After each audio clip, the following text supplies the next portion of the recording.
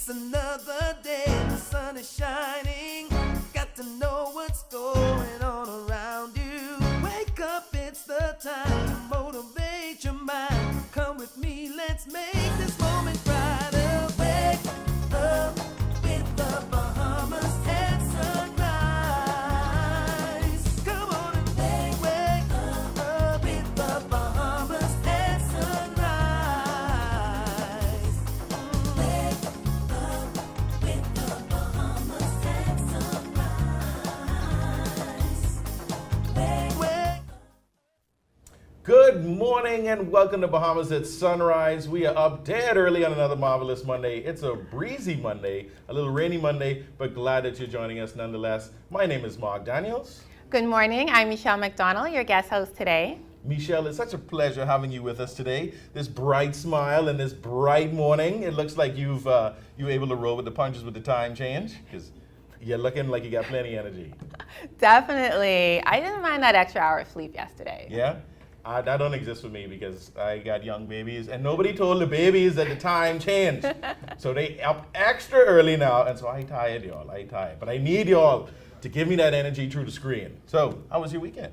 It was awesome. I really enjoyed the weather, that extra sleep. It's pretty good. Yeah, this weather came out of nowhere. We started seeing alerts about wind and rain, potential tropical storm warnings. So just reminding you all out there to please pay attention to the weather. We have a system that's moving through the Bahamas. It's going to bring windy and rainy conditions in a lot of the northwestern Bahamas. So don't take this one for joke. Enjoy the breeze, but make sure you're prepared and you stay safe. So Definitely. Michelle, tell our viewers a little bit about yourself. Good morning. So I am a host of the show Vibration. It's all about Bahamian community, sustainability, and really talking about our culture and emphasizing a lot of unique stories that are here. I'm also a huge fan of volunteering and the environment, looking out for the Bahamas. Looking out for the Bahamas. You hear that? The environment. We love it. 2 environmentalists on the panel, so y'all can't get away with nothing. That's right. So we got an exciting show for y'all today. So glad you're with us. We're going to be talking about men's health awareness with Dr. Dion Major, and we're also going to find about the origins of Junkanoo in Ghana, along with the Africa-Caribbean Trade Mission. Definitely looking forward to those segments. Dr. Carlos Thomas was recently on our show, so we'll revisit that segment. And we'll find out more about Dion Cunningham's lecture performance at Harvard University. Powerful segments there, powerful segments. But just want to remind you that TCL is inviting you to attend our Long Island Business Outlook, and it's happening Thursday, November 17th. To find out about the opportunities and challenges on the island, you need to attend. It is a virtual event. It is free, so please register at tclevents.com. You don't want to miss. So all this and more, but it's windy and it's rainy, so we got to find out what's happening with the weather. Let's find out from Brother Godfrey Burnside.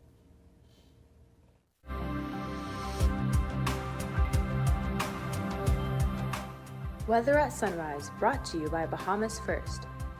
What's first for you comes first for us.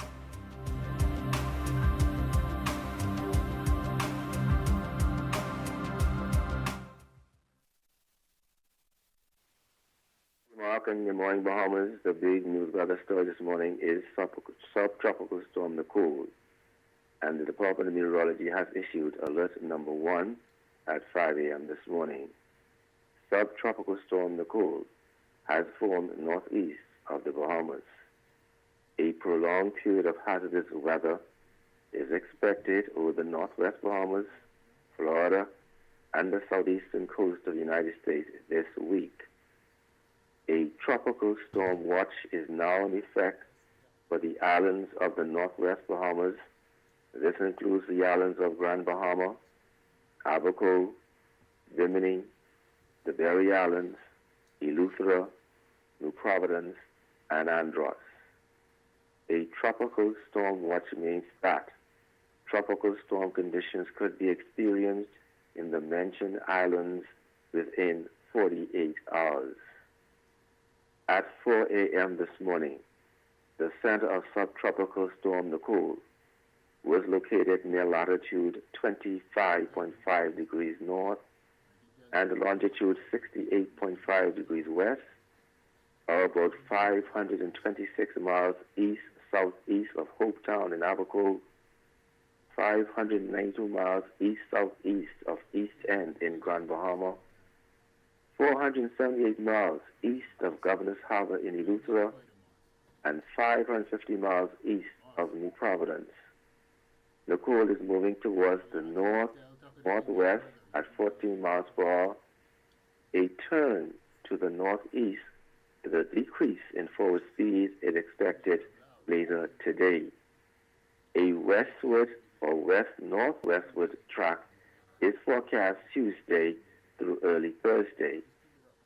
On the forecast track, the center of Nicole will approach the northwest Bahamas, in particular Abaco, Grand Bahama, North Eleuthera, the Berry Islands, and Grand Bahama on Tuesday, move near or over these islands on Wednesday, and approach the east coast of Florida by Wednesday night.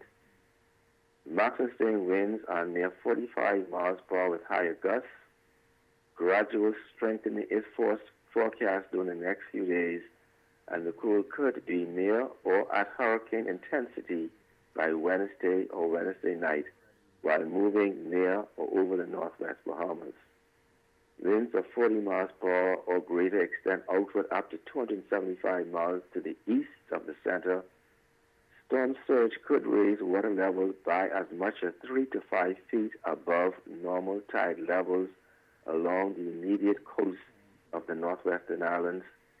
The cold is expected to produce rainfall amounts of 2 to 4 inches across the northwest Bahamas Tuesday through Thursday. Residents in the northwest Bahamas should prepare for possible tropical storm conditions by Wednesday.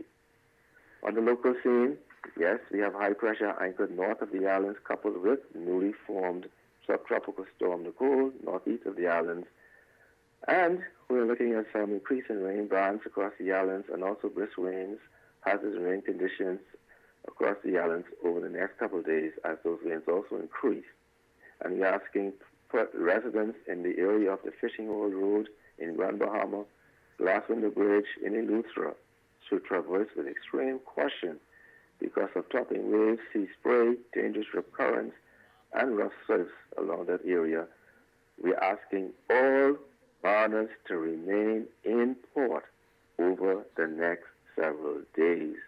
Today, a mix of sun and clouds, but windy, with a few showers, maybe a nice little thunderstorm, high temperature 85 degrees Fahrenheit.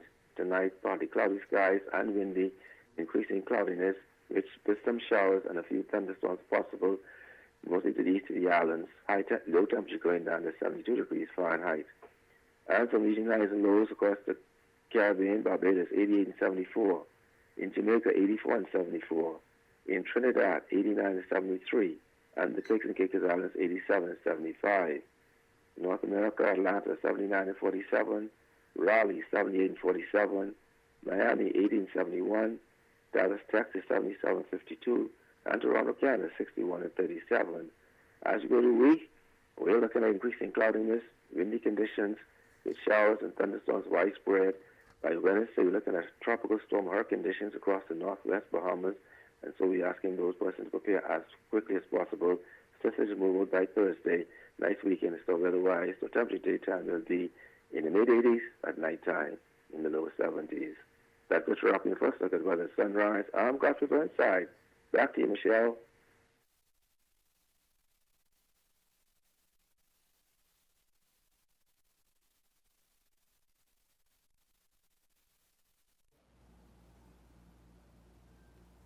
Thanks, Godfrey.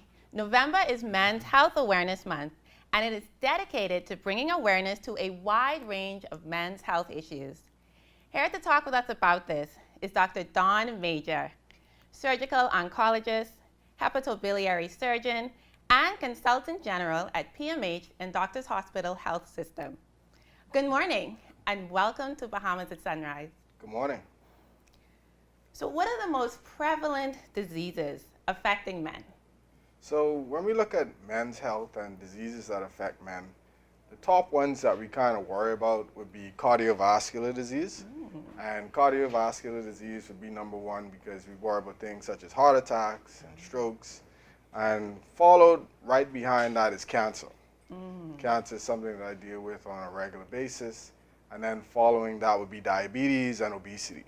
So these are all things that men should be aware of and should be aware of how to kind of treat these things and minimize the effects of these things. So with cancer being one of the main concerns, tell us more about the common cancers that affect men. So the common cancers that affect men, as we all know, would be prostate. Prostate is number one, right? And then followed by prostate, we worry about things such as lung cancer, colorectal cancer. Now, those are the top three that affect men. However, there are other cancers that affect men as well, and this being November, and this being Cancer Awareness Month for pancreas, lung, as well as stomach cancers. Correct. Those are other cancers that can affect men as well. And those are things that they should kind of look out for with respect to symptomatology, right? And colorectal cancer, however, that's usually in the month of March when we bring that up. And we have things that we kind of put in place to determine whether or not you have this cancer at an earlier phase, as opposed to this month when we look at pancreas and gastric or stomach. There's really no way you can find it early without having some symptoms. Absolutely. And it's interesting that you mentioned those other three cancers that are being highlighted this month. What are some of the signs or symptoms that men should look out for these? So the more common one would be weight loss, which is unintentional. So you're eating, you're doing your normal day-to-day things, and you're losing weight, and you can't explain why. You haven't changed your diet, you haven't started exercising or anything like that, but you're still dropping weight. Also things such as when you're eating, you feel full earlier. So you normally can eat a full plate of food, but you know now you're only probably eating about a half or 2/3 of that plate, and this is consistent, right?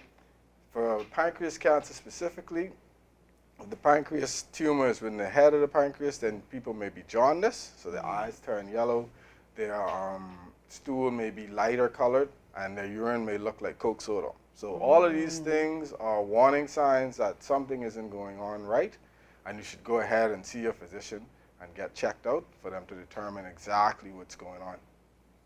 And what about the lung? So the lung, however, most people who actually develop lung cancer, they tend to be smokers, right? But then there's also people that don't smoke or who have been around a lot of secondhand smoke that can also develop lung cancer, right? And usually these people may present with a cough, shortness of breath. Sometimes they may just be going for a routine checkup, and they get a chest x-ray and be like, whoa, what is this? You know, and then it's a big surprise for everybody. Yes. Thank you for that.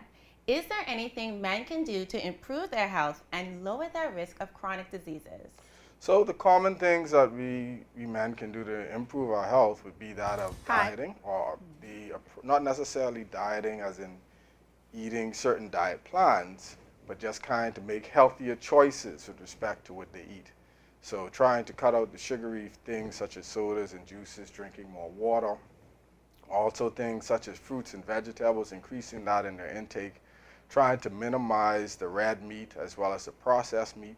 Again, I'm not saying take it away altogether, but just minimize the amount that we kind of put into our bodies. And then exercising is very important. So if you exercise at least 3 times a week, get your heart rate above 100 beats per minute for at least 30 minutes. This is all shown to proven to kind of minimize your risk for developing these chronic diseases, right? Especially things such as obesity. Obesity is a big problem here in the Bahamas as well for men globally. And if we do these things, we eat properly, we exercise, you know, we spend less time on the couch with that bag of potato chips, it'll be all beneficial to us in the long run. Yes. So keeping this in mind, how can men better engage with Bahamas' healthcare system more effectively? So that is a problem that we have, right? Because men seem to be afraid of coming to the doctors, right? And women tend to, you know, any problem they go to the doctor and they're happy to get it checked out. Somehow we need to address that fear that men have of coming to the doctors thinking that it's going to be a major problem.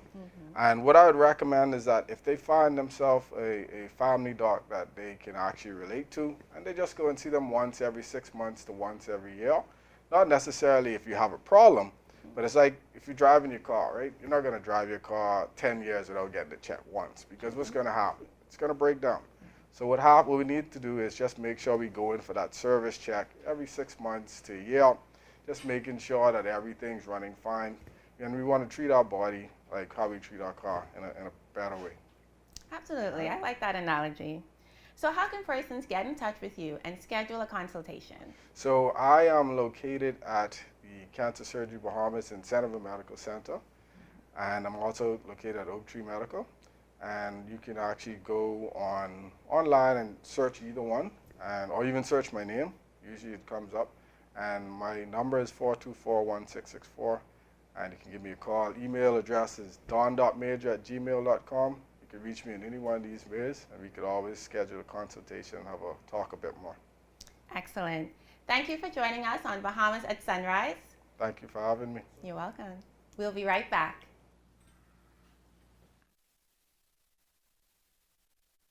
So the push-to-talk device is a beautiful device. It operates on our world-class cellular network. You can take pictures, you can take videos, you can put your persons in different groups.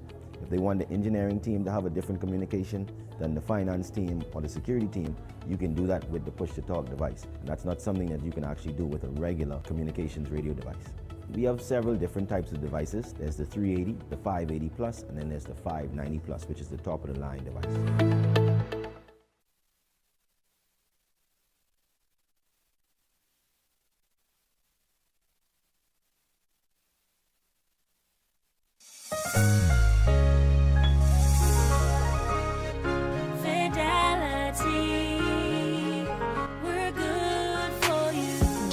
Satisfying to own your own piece of paradise? The most important investment you can make in your life is real estate, and Fidelity has the solution for you. You could become the owner of a home or a lot on any of our beautiful islands. Come and talk to a loan officer and inquire about how you can fund your goals with a loan today.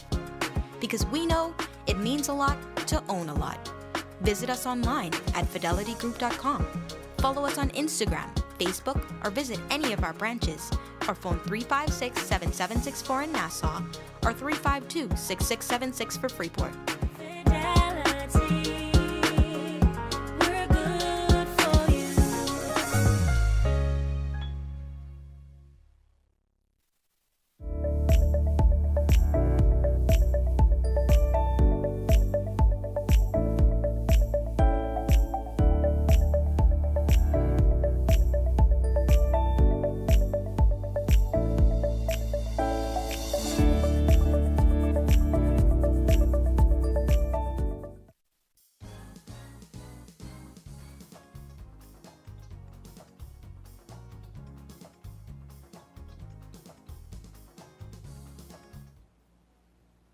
Welcome back. Pediatrician Dr. Carlos Thomas joined us on the show recently to give us some tips on keeping our children protected during flu season. Here's that segment again.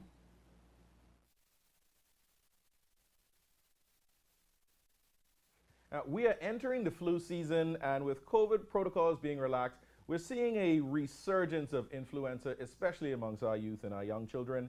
Here to talk with us about this is Dr. Carlos Thomas, pediatrician with Pediatric Associates. Good morning and welcome back to Bahamas at Sunrise. Good morning, Mark. It's great to be back. Yes, it's great to have you here on the show.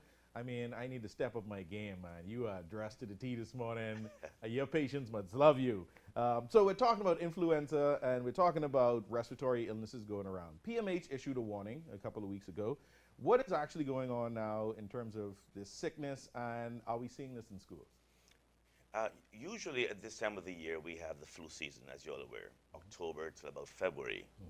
What's different this year is that as early as 6 weeks ago, we have been seeing a large number of patients with respiratory illnesses.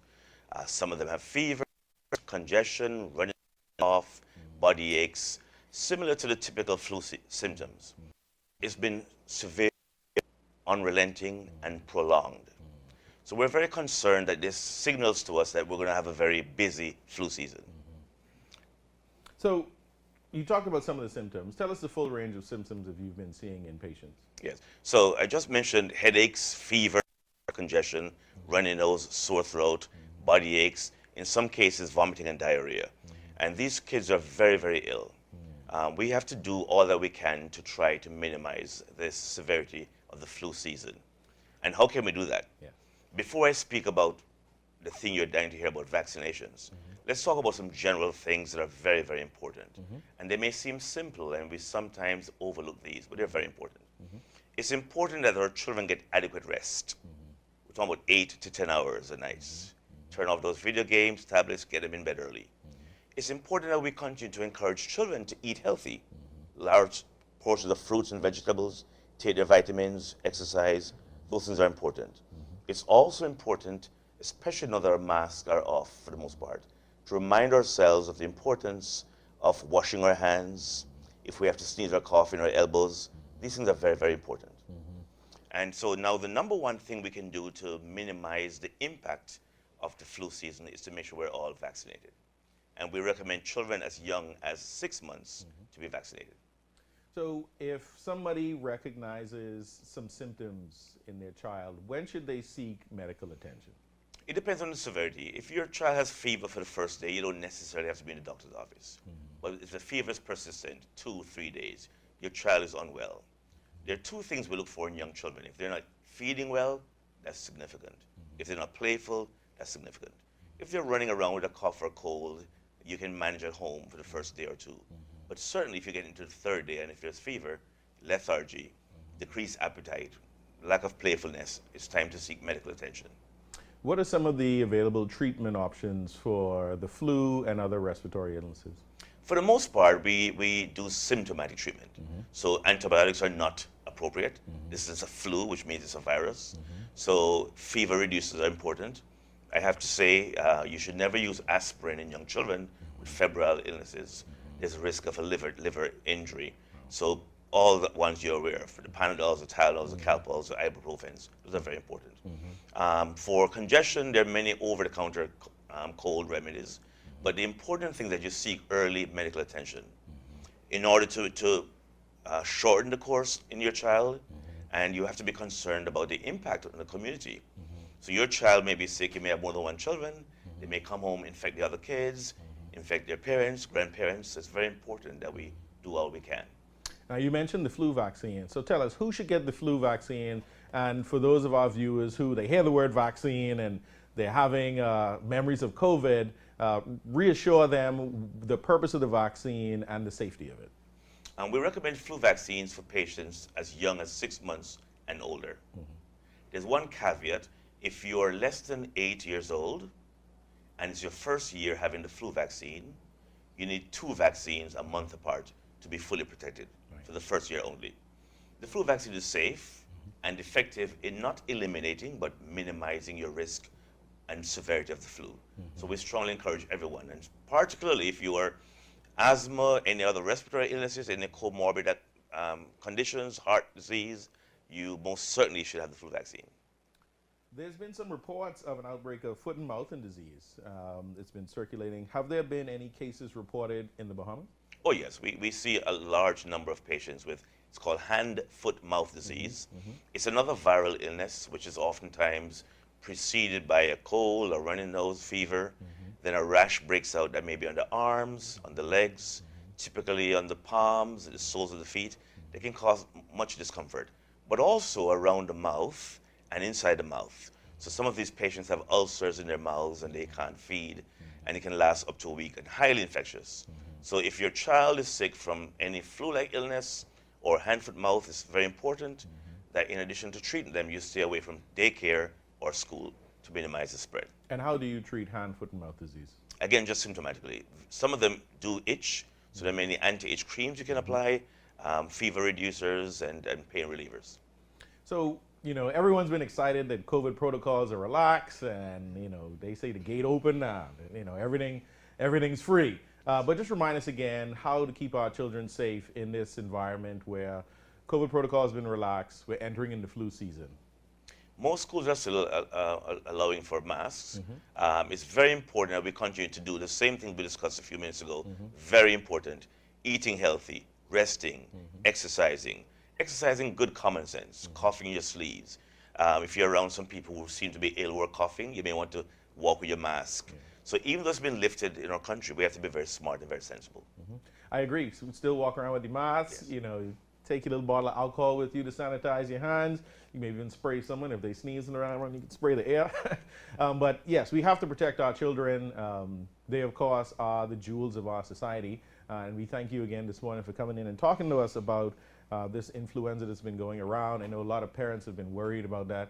But it's good to know that there are treatment options available, and that we should look out for those symptoms. If you get into day 2 or 3 and the fever is still running, they're lethargic, and you said their behaviors change, then they should seek medical attention. How can people find you if they want to bring in their child for an examination? Facebook, the internet. I'm on Collins Avenue in Case Village. But the last 3 words I want to say during this time: vaccinate, vaccinate, vaccinate. There you go. Vaccinate, vaccinate, vaccinate. Dr. Carlos Thomas, pediatrician with Pediatric Associates. Thank you for coming on Bahamas at Sunrise and looking so sharp this morning. I got to step my game up. And we thank you for your knowledge and your wisdom, and we look forward to speaking to you again. Thank you. It's been my pleasure. You're watching Bahamas at Sunrise. We'll be right back.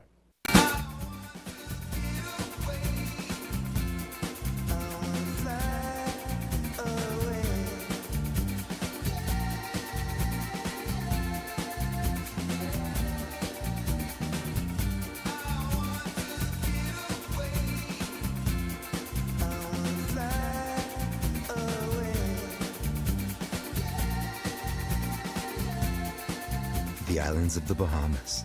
Fly away. Our menu, it's digital, so customers, once they come in, they have to scan the menu. Due to the space size, customers were unable to connect. It was unstable. Customers were very irate. They couldn't see what we offered, so sometimes we had customers that left, and now we don't have that issue. Customers are easily accessing the menu on the website. So now it's a smooth process, and ordering is much easier. Installing the Euromesh was easy as 1, 2, 3.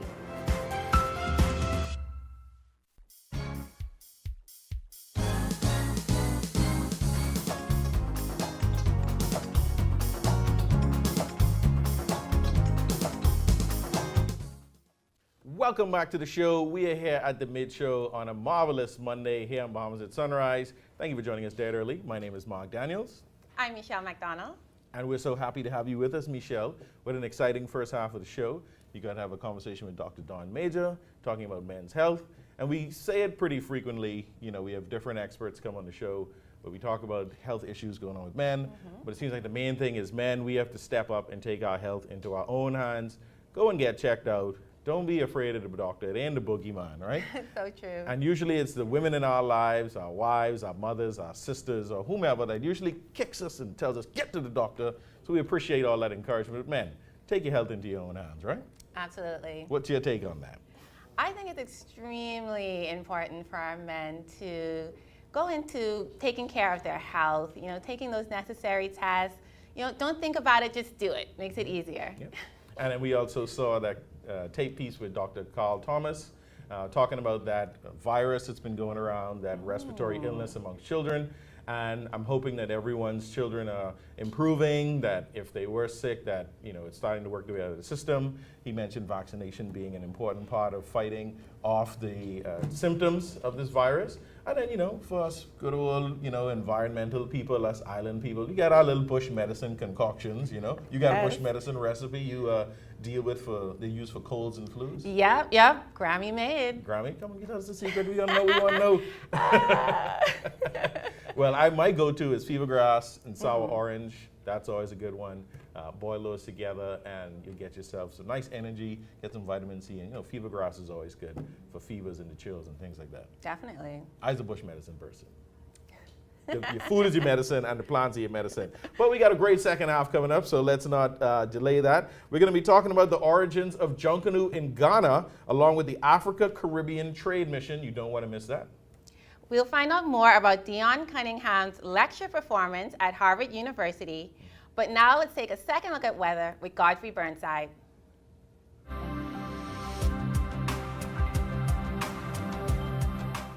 Weather at Sunrise, brought to you by Bahamas First.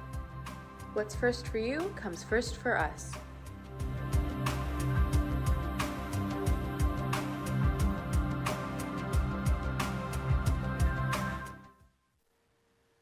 Thank you, Michelle, and good morning, Bahamas, and your second look at weather sunrise, the tropics. the big news, subtropical storm Nicole forms just northeast of the Bahamas. So the Department of Meteorology has issued alert number 1 on subtropical storm Nicole. Subtropical Nicole has formed northeast of the Bahamas. A prolonged period of hazardous weather conditions is expected over the northwest Bahamas, Florida, and the southeast coast of the United States this week. Tropical storm watch is now in effect for the islands of the northwest Bahamas. This includes the islands of Grand Bahama, Abaco, Bimini, the Berry Islands, Eleuthera, New Providence, and Andros. A tropical storm watch means that tropical storm conditions could be experienced in the mentioned islands within 48 hours. At 4 a.m. this morning, the center of subtropical storm Nicole was located near latitude 25.5 degrees north and longitude 68.5 degrees west, or about 526 miles east-southeast of Hopetown in Abaco, 592 miles east-southeast of East Bend in Grand Bahama, 478 miles east of Governor's Harbor, Eleuthera, and about 550 miles east of New Providence. Nicole is moving towards the north-northwest near 14 miles per hour. A turn to the northeast with a decrease in forward speed is expected later today. Then a westward or west-northwestward motion is forecast Tuesday through early Thursday. On the forecast track, the center of Nicole will approach the northwest Bahamas on Tuesday, move near or over those islands on Wednesday, and approach the east coast of Florida by Wednesday night. Maximum sailing winds are near 45 miles per hour with higher gusts. Gradual strengthening is forecast over the next few days, and Nicole could be near or at hurricane intensity by Wednesday or Wednesday night while moving near the northwest Bahamas. Winds of 40 miles per hour or greater extend outward up to 275 miles to the east of the center. Storm surge could raise water levels by as much as 3 to 5 feet above normal tide levels along the immediate coast of the northwest Bahamas. Nicole is expected to produce rainfall amounts of 2 to 4 inches across the northwest Bahamas Tuesday through Thursday, and residents in the northwest Bahamas should prepare for possible tropical storm conditions beginning on Wednesday. The next alert will be issued at 8 a.m. this morning. In your marine forecast this morning, winds today, and we have an advisory posted, northeast to east at 15 to 25 knots, seas 5 to 8 feet for the northwest Bahamas. For those winds be increasing 20 to 30 knots, seas building 8 to 10 feet by evening. North to northeast at 15 to 20 knots, seas 4 to 7 feet over the central Bahamas, and northwest to north at 10 to 15 knots, seas 2 to 4 feet over the southeastern islands.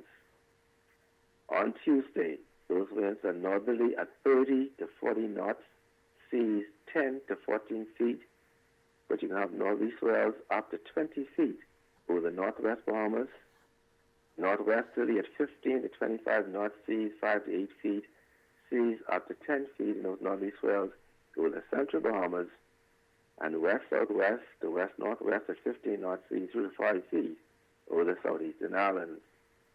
On Wednesday, over the northwest Bahamas, you can expect tropical storm or hurricane conditions, and in the central and southeastern islands, those winds are southwesterly at 15 to 25 knots, seas 5 to 8 feet, those swells up to 10 feet. Your tides. We expect high tide at 6:40 this morning. Next low tide will be 1:04 this afternoon. High this evening at 6:56. Sunset 5:25 this evening, rising at 6:21. UV index 8. Your water temperature 80 degrees Fahrenheit. Honeymoon phase. We are moving towards the full moon. Extended look. We have to prepare for some conditions, experience especially windy conditions over the Bahamas over the next several days as subtropical storm Nicole approaches the islands. So we look at increasing cloudiness, windy with some showers and thunderstorms, heavier times, particularly on late Tuesday into Wednesday over the northwest Bahamas. The temperature daytime will be in the mid-80s, at nighttime in the lower 70s. That's Metro Rocky and Father Weather Sunrise. I'm Godfrey Burnside. Back to you, Mark.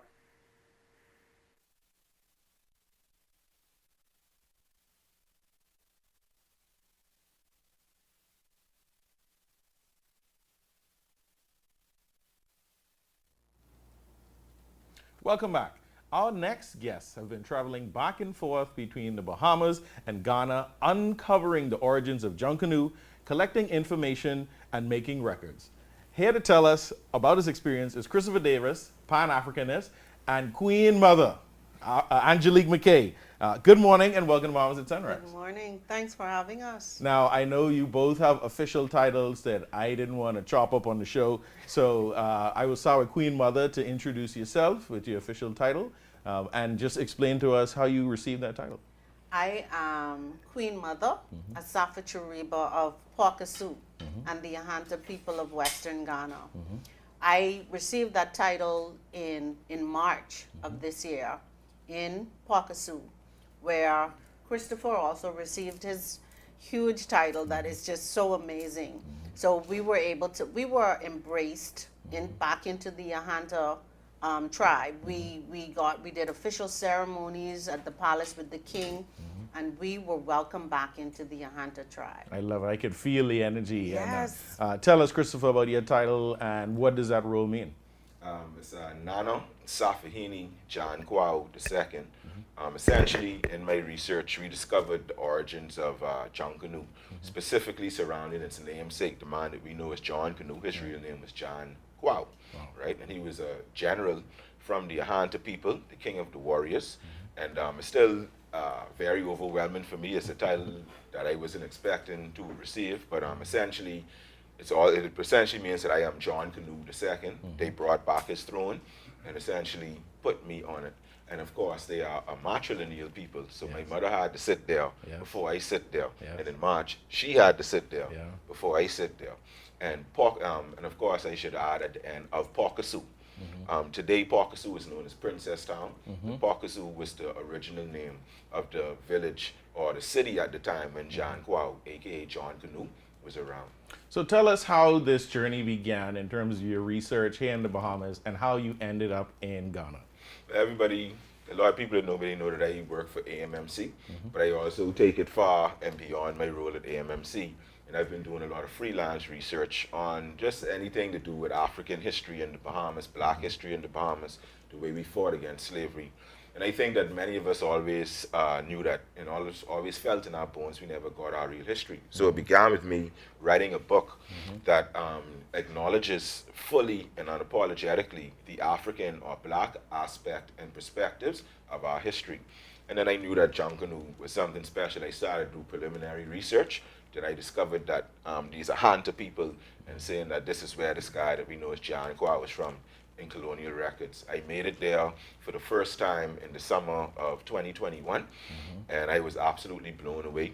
Met Chief Abu Sibin, Augustine Yao, as well as our brother, Alice Kofi, the oral historian of Princess Town. And they just hit me with more information. That was probably the first time in my life I just shut up and listened for 4 hours and didn't say nothing. You know? Hey, I can feel you because I've been following you guys on Facebook and on social media, the journey, and it's just been such an exciting unfolding of information, connection, reconnection, and just something that we're looking forward to evolving and blossoming into its full potential. Tell us a little bit of the Ahanta culture.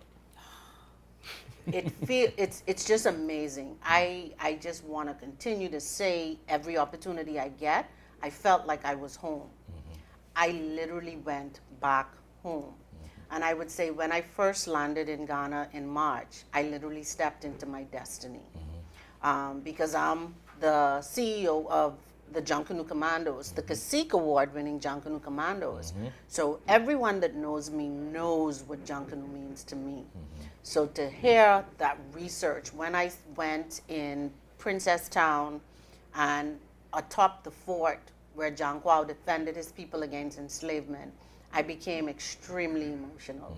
Tears rolled. I'm not a crybaby, but tears rolled. And we have found going back and back and back that our ancestors would have brought everything, everything from the Ahanta region here with us. When we did our initiation ceremony to welcome us back into the tribe, because essentially we are stolen children. So we were welcomed back home. The necklace that was put around us was made of sursi, which is the most healing herb there. And it's the most healing one here. So it was very emotional. And for me as a Junkanoo, one of the things that we do when we travel, we carry Junkanoo music workshops and artist workshops. And we always have to carry cowbells with us. They have the cowbells exactly how we have the cowbells and ring it exactly how we ring it. That's and powerful. I was in awe. I could not believe it. And we've traveled around the world taking Junkanoo, and to come right back to where it all began was amazing. So tell us some of the long-term goals for this project, and where do you want this to end up, let's say in the next 5-10 years, and going forward into perpetuity? Well, from a Pan-Africanist point of view, my real career and profession is history historian, also an activist, and I guess you could say a political activist to an extent. So first and foremost, I think the lowest hanging fruit is to change the historical narrative of the Bahamas, because the first ship that ever came here from Africa brought 300 Ahanta warriors here who were serving directly under our hero, John Canoe. And that brought 300 people here when we had less than 250 blacks living here permanently. Then the other ship, guess where it came from? That same place. Those two ships were owned by Governor Fenney and Woods Rogers. But we are just giving this presentation of Woods Rogers like he's some type of hero, when he was one of the shrewdest slave traders. Slave traders used to call him bad because he was doing it illicitly. I say that to say this: it changes the entire dynamic of who we are as a people. We have been conditioned to believe that we are more passive than our neighbors. When we have this direct connection to this guy, John Kwao, who was one of the baddest warriors in African history, and that is who he was, that is why his name survived. Secondly, we hope to create, and we have already been doing that, and I'm sure Queen Mother will elaborate a little bit on that. We're not just talking about history and culture, we're looking to create meaningful and profound connections between the entire diaspora and the Ahanta people. So we're talking about things like farming, we're talking about anything that you could think about, pretty much trade mission, we're talking about leather slippers, all sorts of different things. And it would be something that's organized by Mr. Andrew Wilson, entrepreneur and fellow senior man, OG Pan-Africanist, our partner, Robin Lightbourne. Mr. Wilson is now the ambassador designate for Ghana. Right. And all of this came out of this extensive Right. research that Christopher has been doing. So we see that we're moving in the right direction. And you said you were asking about future goals and things like that. We recently, a week and a half ago, we opened a trade mission in Accra under the umbrella of Mr. Wilson. And that trade mission office is intended to springboard into a trade mission where we have business persons in the Bahamas are able to partner with business persons in Ghana to be able to go directly to our descendants, the country where we're from, as opposed to going to other countries and empowering other nationalities. We want to do it to us and our own, from whence we came. So that's what's one of the things, and we're starting with the Western region and specifically with the Ahanta region before he expands throughout the rest of Ghana, being the ambassador designate for all of Ghana. And one of the other things that Nana had envisioned is to be able to do pilgrimages to Ghana, and not just Bahamians going, persons throughout the diaspora, where his research has led to show where warriors were dropped off in different countries throughout the diaspora. So we want to be in a position to carry them back, to see this birthplace of Junkanoo, to see where this warrior lived, and to walk the streets that he walked You can't see the bumps, but under this jacket, it's crazy. One of the reasons he was so wealthy, he controlled the freshwater reserves in the region, and the reservoir at Fort John Canoe is still there. And you take a sip from the same water that our ancestors took it from, the same water John Quao used to use politically. You know, he used to charge Europeans 6 times what he would charge Africans just to pass through, raiding slave ships from his fort. You know, unequivocally and unapologetically anti-slavery, anti-colonization. Had a troops of over 20,000 people that were quite diverse, as a matter of fact. They say half of them was Ashantis and Fantes. You know, definitely a powerful story, just in terms of what you've done to get to this point. Even a more powerful story knowing the true story of John Quao. You know, you hear about John Canoe. It's a very simplified, watered-down story. He started John Canoe, the blah, blah, blah. So what do you think are the next steps in terms of having an impact here, educating students and young people about our true history as it related to hunter culture? Glad you asked that question. I don't want to say too much yet, but I think it should and it will be included in our curriculum from primary school right through to high school. And I think all of those theories should also still be included so that we could see how it was appropriated by the British and watered down. So tell us a little bit. I know we got to wrap up. You mentioned the word pilgrimage. Persons who are watching the show, they may want to see it for themselves. They want to hear what a hunter John Canoe is like. So tell us about the pilgrimage and how people can find out more information. Well, we encourage persons to go to the Sankofa Flamingo Facebook page or to my Facebook page, Angelique Bahamian Culture, to have any questions you have, because we have packages worked out and it is amazing. And persons would be able to see some of the pictures and videos that we would have had over the time. And the festival, we just were there a week and a half ago to experience the Kundum Festival in Princess Town, and I joined a group and I danced, and it was amazing. She was the first to be in modest. I made sure to do this.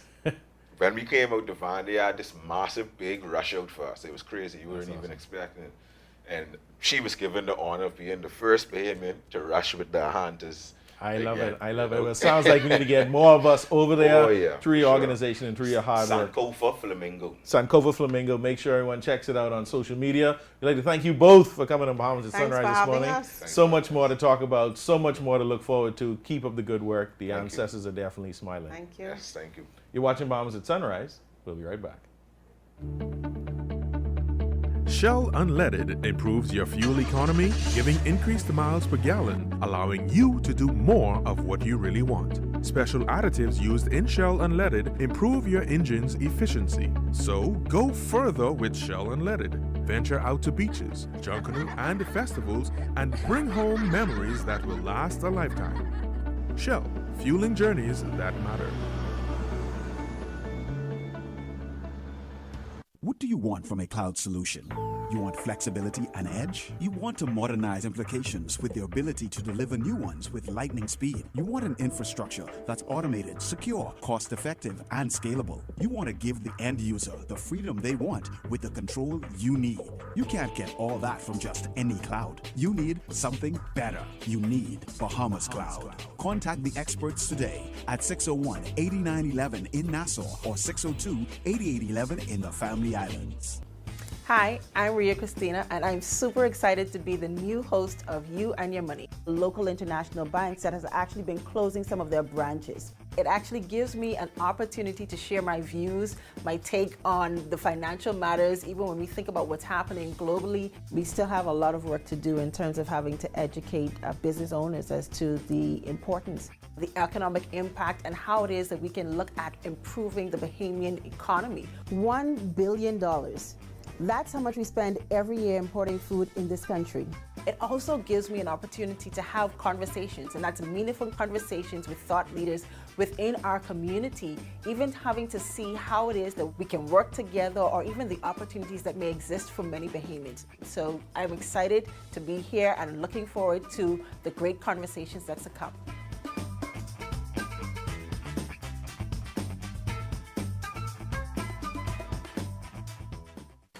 Customers, next Tuesday, a major hurricane will cause complete confusion and chaos throughout the entire Bahamas. Water, phone, and internet services will be in short supply. Definite data loss is expected to all local and Family Island businesses. Disasters don't plan ahead, but you can. Be ready with push-to-talk service that keeps you connected with your workforce with a simple push of a button. Contact the experts today at 601-8911 in Nassau or 602-8811 in the Family Island.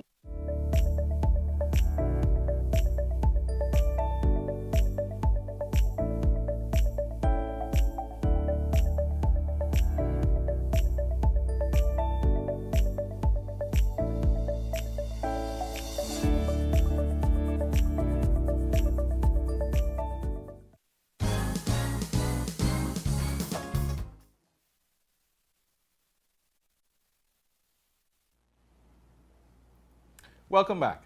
Hundreds of educators from around the world are nominated for the Chen Yidan Visiting Global Fellows program each year. The program hosts selected fellows who participate in a variety of academic activities for 1 to 2 weeks. Here to tell us more is Dion Cunningham, pianist and educator, and Peter Blair, assistant professor at Harvard University. Good morning and welcome to Bahamas at Sunrise. Good morning. Good morning. I felt like I said pianist wrong. No, you got it right. You sure? Yeah, man. We did early, right? I got to make sure I get it right. You got it. You got it.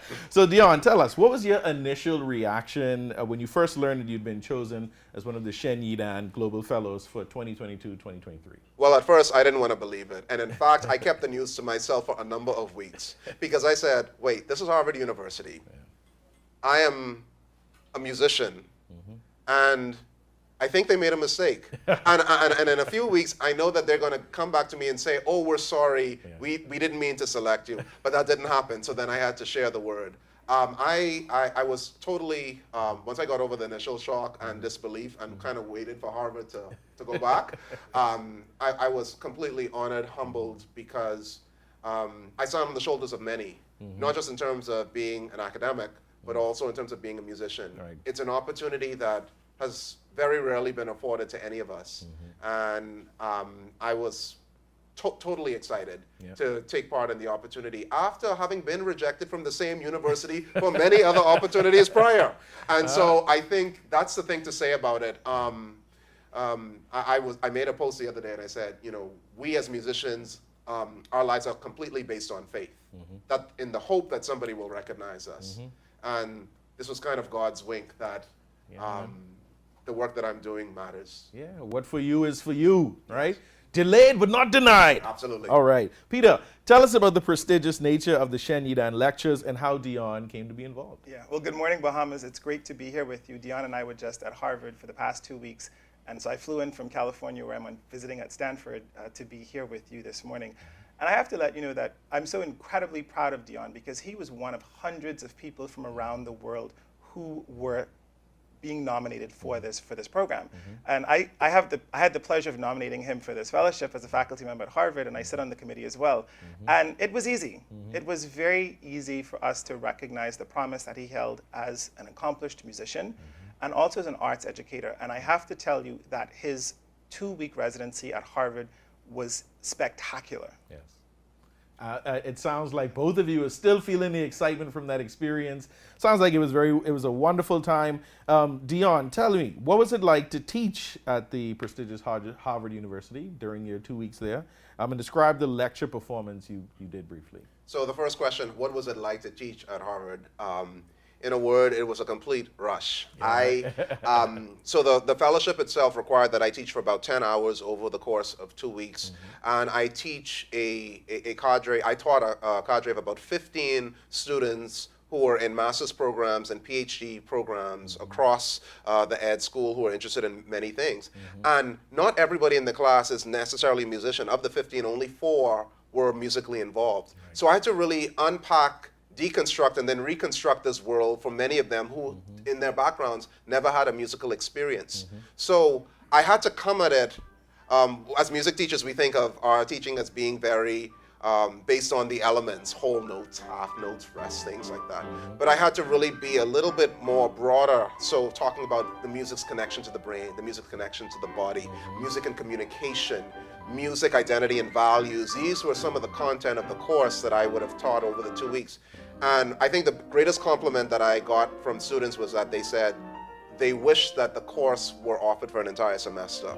And so that was a total rush. And then to, of course, engage with the most talented and critical student body, I think, in the world, really helped me to understand that we as Bahamians have a lot to contribute to the academic world as well. We often think that when we go into a space like that, it's, oh, we have to become like somebody else. But what we have as a people, and I speak as Bahamians, but particularly as Bahamian musicians, because oftentimes we might be considered to be the lowest common denominators, but there are people out there that want what we have. And as far as the lecture recital went, I'm not going to sing as high as I did. the only thing I can say about it is that it brought the fullness of who I am. I am not just an academic, but I am a musician, I am a performer, I am a creative. And so to be able to talk about all of the broad issues that I shared with you earlier at the intersection of piano performance across the genres, so classical works, I played some video game music for them. I did music of the diaspora. One of the highlights for me was my late mentor, Lee Callender, who we just laid to rest 2 weeks ago. I was able to debut one of his arrangements of Who Dat that was originally written by Timothy Gibson with a Bahamian aspiring pianist, Elijah Stevens from Grand Bahama, who's now studying at the Royal Conservatory. Wow. For me, it was just incredible, and I'm still riding high from that experience, but all I can say is that it brought the fullness of who I was to Harvard. And Harvard, I was nervous about it, but they totally accepted me, and I don't think it's the end. No, I don't think so either. This seems like just the beginning. The seed has been planted. They want more, so obviously there's value to what you bring. You bring a unique take to it, and I encourage you to keep it up. You know, go back to Harvard, fly back with Peter, and go, just sit on the doorstep until they call you inside, right? So Peter, tell us, what do you love about lecturing at Harvard? I think it's so important to realize that Harvard is a university that's almost 400 years old. Harvard is older than America.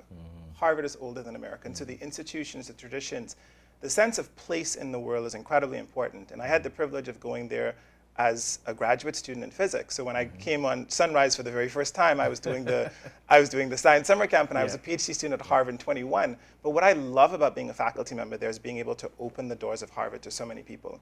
I think because it's such an established university and because it's such a prestigious place, oftentimes people can think about Harvard just aspirationally. Oh, if I could only just visit Harvard or get a Harvard t-shirt. And there's more that we can do. We can come and we can lecture there, and we can see that there's just so much that each person has to offer a place that's as venerable and as prestigious as Harvard. And I feel that it's incredibly important for me as a Bahamian to say, it's not just about me. It's about the Dion Cunninghams, it's about the Carlos McKays, it's about it's about so many other incredible Bahamians, and saying that, yes, you can do it as well. And so I'm happy to be able to open those doors. Based on your experience lecturing and your experience with the fellowship, how important is it for Bahamians to strive for higher levels of greatness and to push the envelope and to believe in themselves? Oh, it's absolutely crucial, particularly being from this country. So I would say from the musical side, Bahamians, we love music. And one of the things I was happy to share was that rhythm is just a part of us. And if we don't have rhythm, it ain't music. Yeah, I mean, just ask December 26th and January 1st, right? We ready. And we excited about it, right? But I would also add that is something, when we think of that as a small thing, but that is something that we have to offer. Our understanding, the way we embody rhythm is so unlike any other culture. And Harvard wanted that. Oh, yeah. And so what I'm saying is that what I would say to my musical community is that don't lose hope. We know that we spend hundreds of hours for the hope. It's not directly translatable to income. Nobody pays us to practice, unlike in other professions. But I guess my life is an example that as long as you continue to stay the course and know that what you're doing matters to you, it will matter to somebody else. Yeah. Even if it's not necessarily in this country, but ultimately, because somebody else has recognized it, it will now matter to this country, and I'm excited. And also just want to shout out to the University of the Bahamas, where I'm on faculty, and just to say, you know, that I come from them, and so what I presented was also a representation of the Bahamian academic as well. Very well said. very proud of you. Like Peter said, it's always wonderful when one of our own goes and represents on the international stage at the highest levels. So congratulations again on your success and on your future success, because once we said, the seed is planted, there's more for you in your future. We speak that on you, right? And we'd like to thank you, Peter, for opening the doors, as you said, using your position and your experience to allow other Bahamians to experience what the world has to offer. So thank you both for coming on Bahamas at Sunrise. We appreciate you, and we look forward to greater things for you in the future. Thank you so much. Thank you. Good morning. You're watching Bahamas at Sunrise. We'll be right back.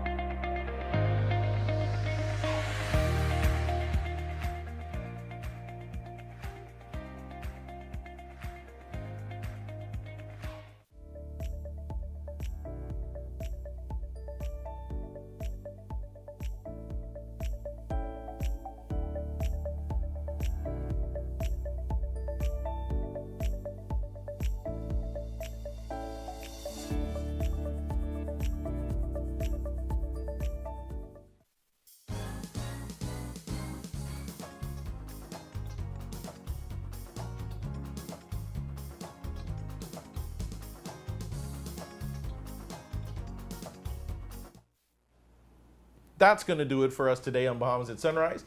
Thank you so much for joining us dead early on this marvelous Monday. It's always a pleasure having you join us, and we're so privileged to have you in our company. Absolutely. And we'd like to thank Michelle for joining us this morning. It's been a pleasure. We look forward to seeing you again on the show. And remember, environment, environment, environment. Be sustainable, stay dry, and be careful this weather is coming through. See you guys on Friday. Bye.